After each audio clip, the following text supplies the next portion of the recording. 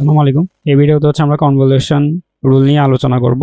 তো এটা হচ্ছে মূলত when two generating functions are multiplied the coefficient of their product represent the convolution of their sequences।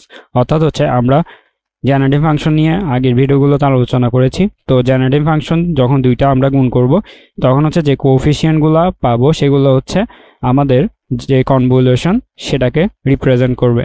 তাহলে এখন হচ্ছে আমরা যদি দেখি আমাদের হচ্ছে ধরেন এই টাইপের দুইটা, ধরেন এটা হচ্ছে আমরা a ইকুয়াল টু আমরা লিখলাম যে an x to the power n, and এখানে আমাদের রেঞ্জ হচ্ছে k ইকুয়াল টু 0 থেকে ইনফিনিটি। তো এটা হচ্ছে ধরেন একটা আমাদের সিরিজ, দেন আরেকটা হচ্ছে এর জেনারেটিভ ফাংশন, ধরেন হচ্ছে এই একটা জেনারেটিভ ফাংশন, আরেকটা দিলাম হচ্ছে bn x to the power n, and এটাও হচ্ছে আমাদের k ইকুয়াল টু 0 থেকে আমাদের ইনফিনিটি। তো এখন হচ্ছে আমরা এই দুটাকে যখন গুণ করব তখন হচ্ছে আমরা একটা কি পাবো, আমরা হচ্ছে একটা ভ্যালু পাবো। তো ওই যে সিরিজ পাবো ওই সিরিজটার থেকে আমরা হচ্ছে যে কোএফিসিয়েন্টগুলো থাকবে সেগুলো হচ্ছে আমরা এই টাইপের পাবো। সি ইকুয়াল টু আমাদের আসবে summation of K equal to 0,